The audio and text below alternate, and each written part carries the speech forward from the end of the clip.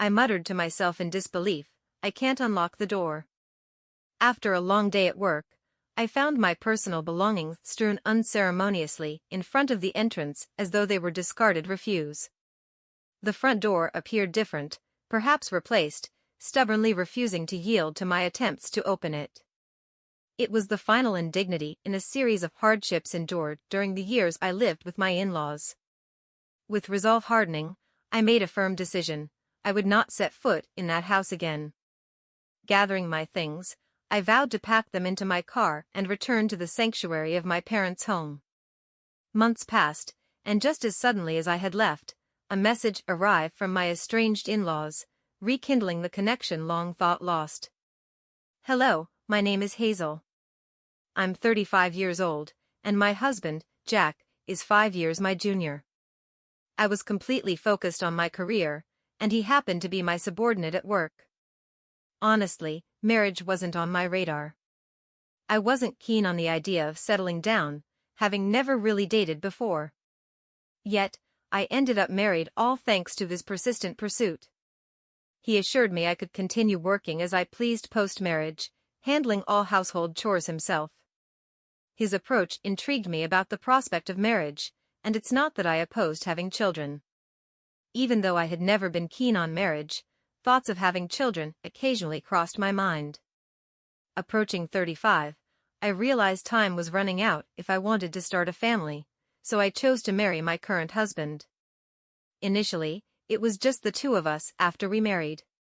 True to his word, he supported my career and took on most of the household responsibilities. However, our situation took a sharp turn about 6 months into our marriage when my father-in-law unexpectedly passed away. The sudden loss of my healthy father-in-law left my mother-in-law and my younger sister-in-law, Evelyn, who is 33, reeling. They claimed they couldn't manage on their own.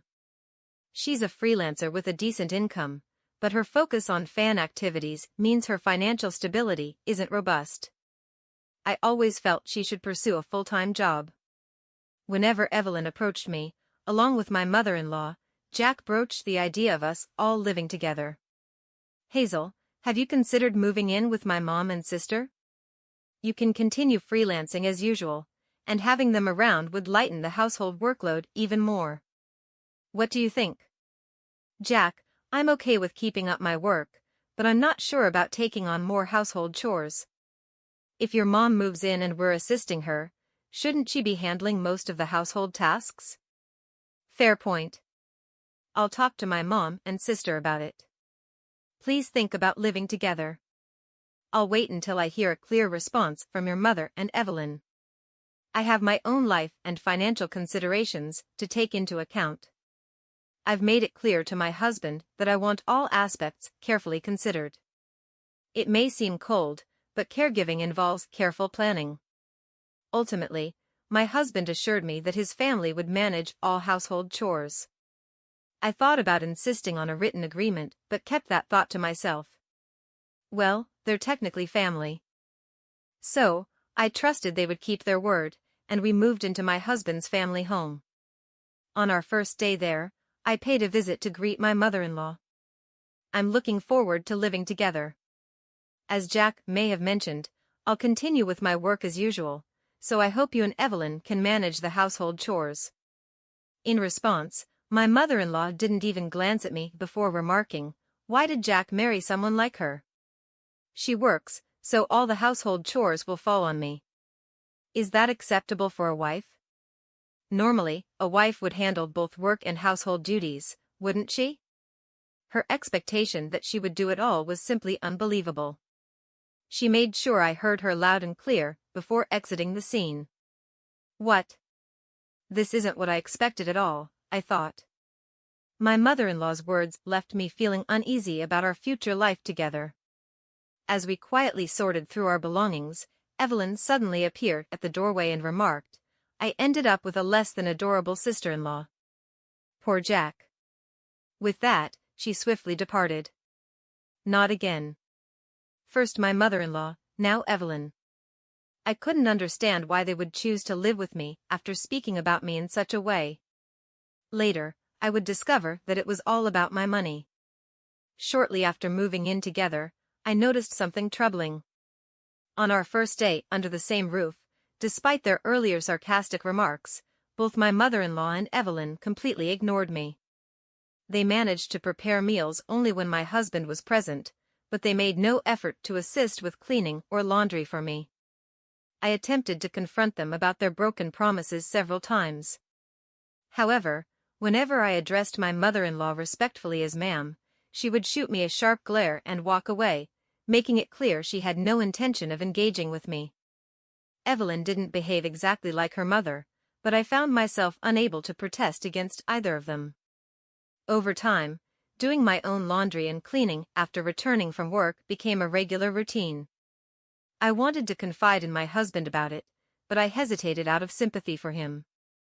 However, the behavior began to worsen.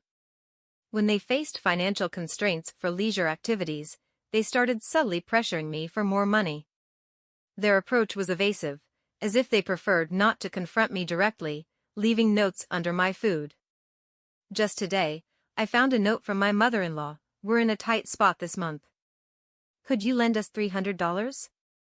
I considered discussing it with my husband, but he seemed strapped for cash due to social obligations and drinking habits, often requesting, "Could we cut down on expenses this month?" Back when he was my subordinate, I always made sure he didn't overspend on unnecessary parties. However, after changing departments post-marriage, he found it difficult to decline invitations, and these expenses began to accumulate. I found it difficult to bring up the financial demands with him, so reluctantly, I gave in to their requests, treating it as a loan. This pattern persisted for 2 years. My husband grew increasingly comfortable with not contributing to household expenses, often urging me to cut costs each month with seeming indifference. Even I had grown accustomed to this routine. I felt trapped in a cycle of endless schemes, yet there was something else I continued to do. I'll explain that shortly. One day, upon returning from work, I found numerous items scattered outside the house. Upon closer inspection, I realized they were my belongings. "What is this?" I seethed with anger at the sight of my belongings treated so disrespectfully. Determined to voice my grievances, I attempted to unlock the front door, only to find that my key no longer worked. Damn it. They changed the locks while I was gone. I can't take this anymore. Surveying my scattered belongings, I pondered my next steps. That's when I noticed another note beneath the items. It read, "Don't ever return. We don't want to see your face. Consider yourself lucky we didn't toss out your stuff." What terrible in-laws. My mother-in-law and Evelyn were undoubtedly the masterminds behind this. I wondered what Jack had said about the situation, but by now, it didn't matter to me. Luckily, I had my car keys handy. I quickly loaded as many of my belongings as I could into the car and drove straight to my parents' house. I felt relieved knowing my things were safe.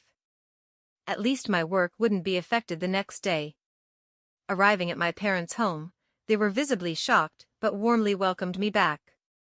It felt comforting to be in my childhood home again, a place I hadn't visited much in the past 2 busy years. Sipping the tea my mother brewed, surrounded by the familiar warmth, my father asked me, "Why did you bring all your belongings here? Did you leave their house?" Marriage requires patience. I reflected on the weight of those words. For 2 years, my interactions with my mother-in-law and Evelyn were sparse, limited mostly to the occasional reminder notes about money. Jack gradually became reliant solely on my income, and recently it felt like he viewed me merely as a convenient ATM. I endured this situation until now. When I confided in my parents, they empathized, saying, "Hazel, you've been patient enough. We won't ask you to endure any longer. Now that they've driven you away, there's no reason to go back, right? Perhaps you should consider sending Jack a divorce notice." That's true. He seemed like a decent young man when you married him, but money has a way of changing people. It's a shame, my father added. Both my father and mother showed genuine sympathy for me, a kindness I hadn't experienced in the past 2 years. tears unexpectedly welled up in my eyes. "Has it been that tough for you?" my father asked, his expression filled with concern. "No, it's just that I haven't felt this level of sympathy in a long time. It's comforting. Like you said, Dad, I'll send Jack the divorce papers. But I want to observe the situation for a while. I have a feeling something interesting might unfold soon." Indeed, I sensed that some action would unfold soon.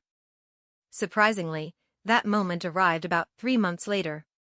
By then, I had moved out of my parents' home and settled into a new apartment of my own. Never did I imagine reclaiming control over my earnings and spending as I pleased. I hired a household service for chores, freeing me to enjoy my days off with trips and purchases I had long desired.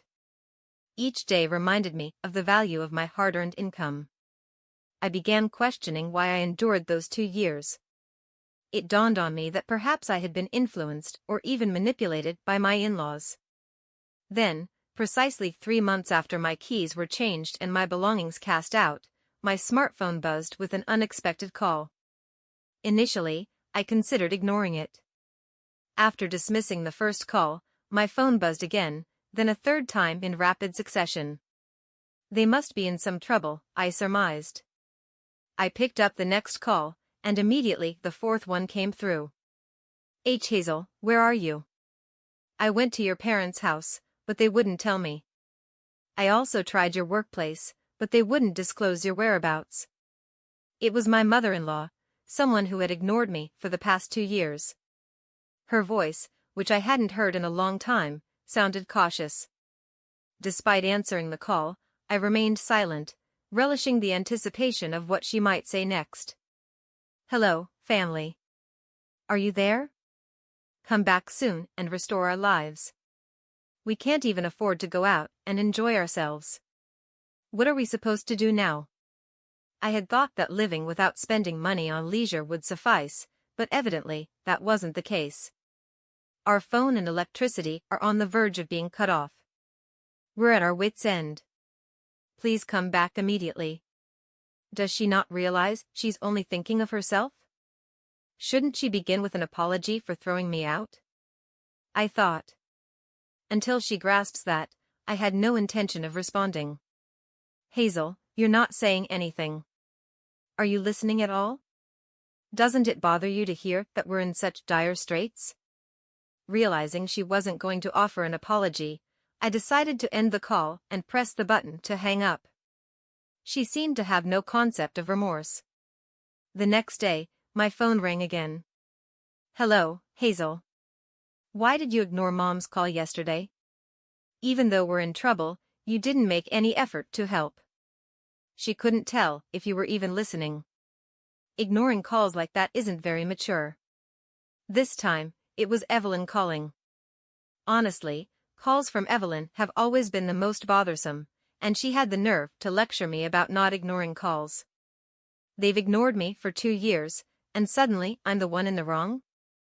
I couldn't believe her audacity. I planned to endure the call a bit longer, but without an apology, I had no intention of responding. I heard from Mom that we're facing financial troubles at home. Our phone and electricity might get cut off soon. Without AC, in this heat, we could suffer from heat stroke. Can you live with that? If our phone goes dead, how will we reach you? So, please come back soon and help us pay the overdue bills. Her selfish demands made it easy for me to keep ignoring her. Hey, are you listening? You haven't said a word. Oh, are you still upset about what happened 3 months ago? That was obviously just a joke. You're overreacting as an adult. You should know the difference between a joke and a serious matter. Stop being stubborn and come back home. They threw out my belongings like trash and changed the locks so I couldn't get in. That's a clear message for me not to return.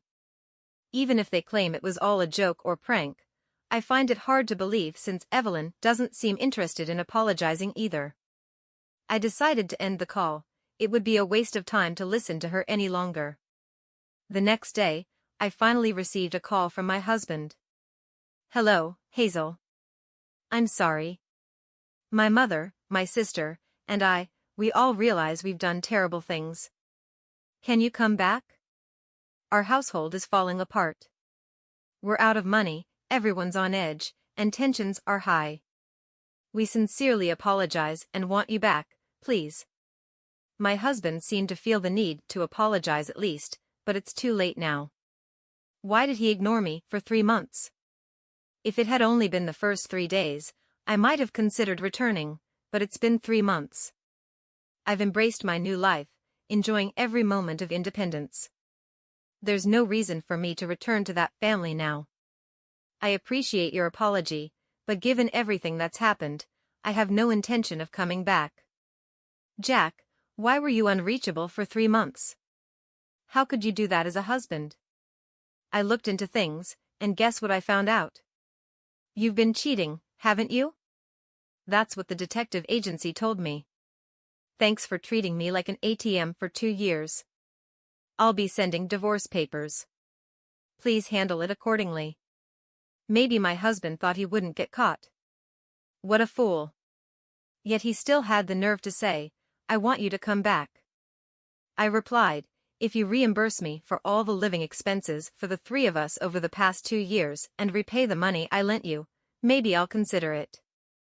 Let's see, that's about $20,000. Can you manage that? I said mockingly. I knew he couldn't pay, but I said it anyway. After that, my husband fell silent and abruptly ended the call. Perhaps he finally realized my decision was firm. What happened next? When I sent the divorce papers and a bill for emotional distress to my husband, he promptly returned to sign the divorce papers. Now, all I need to do is file them at the city office, and the divorce will be finalized. Regarding the compensation, he transferred the money right away. In fact, I included a note with the bill threatening to expose him to his company if he didn't pay promptly. Fearful of this, my husband likely sought a loan to cover the compensation. I heard from sources that their family home is now on the market. It seems they're struggling financially and trying to raise funds. However, selling their primary residence hastily means they'll now have to rent elsewhere. Considering the cost of rent and utilities, selling their house may not have been the wisest decision. They were likely driven by the immediate need for cash and didn't think through the long-term consequences. Whatever happens to that family is no longer my concern. As for me, I'm thoroughly enjoying my single life. I've had my fill of marriage.